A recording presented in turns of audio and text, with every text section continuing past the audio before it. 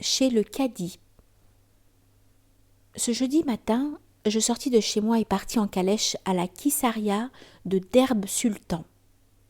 Je désirais voir un commerçant que je connaissais depuis longtemps pour le prier de me conduire chez le cadi.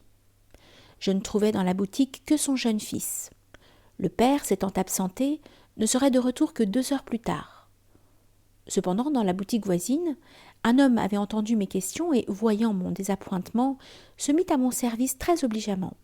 J'acceptai avec plaisir et lui fis part de mon intention d'aller trouver le cadi pour les formalités nécessaires à mon entrée dans l'islam.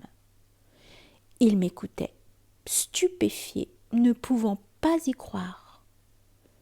Il était à la fois ravi et fier de me servir de témoin en cette circonstance.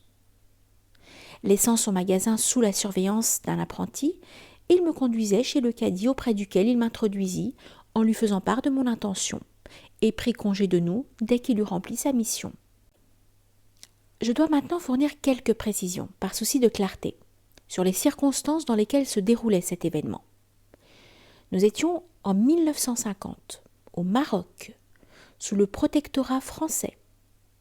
Or, j'étais française et veuve d'un médecin-colonel dont la carrière remarquable était en renom aussi bien parmi ses supérieurs que parmi ses confrères du corps médical.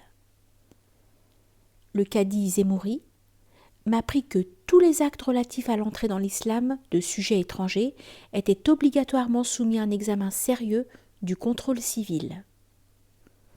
M'ayant communiqué ces renseignements que j'ignorais complètement, le cadi me conseilla, avec une bonté pleine de sagesse, de remettre les formalités à plus tard. Si les conditions le permettaient, j'aurais alors peut-être plus de chances d'aboutir, ajouta-t-il, avec un sourire dont la douceur compensait l'amertume de ma déception.